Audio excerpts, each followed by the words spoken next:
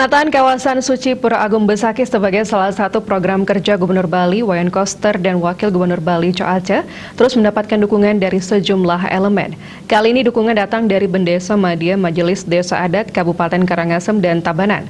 Menata Besakih adalah menjaga hulunya Bali dan sekaligus memberikan manfaat skala niskala. Ketua MDA Kabupaten Karangasem Iketut Alit Suwardana mengungkapkan pihaknya sangat mendukung dan mengapresiasi penataan kawasan suci Pura Agung Besakih yang kini sudah mulai berjalan.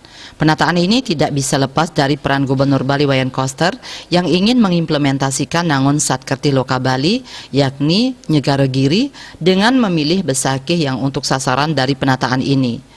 Kalau menempatkan Pura Besakih dinyatakan sebagai huluning Bali Raya, maka penataan itu bagian dari pelestarian budaya.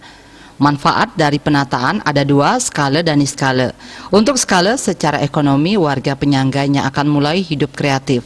Sementara untuk niskala adalah mengembalikan harmonisasi kesucian, keluhuran, dan kemuliaan Bali.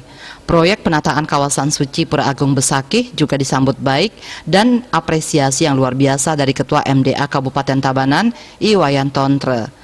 Bahkan ia pun berpesan jika penataan ini sudah rampung, nantinya seluruh krama bisa ikut bersama-sama menjaga kawasan tersebut dengan baik. Tontre pun memberikan masukan terkait proyek penataan kawasan suci ini agar selalu dilakukan koordinasi yang baik seperti dengan pemangku khususnya yang berhubungan atau terkait dengan hal-hal yang bersifat sakral termasuk juga dengan PHDI.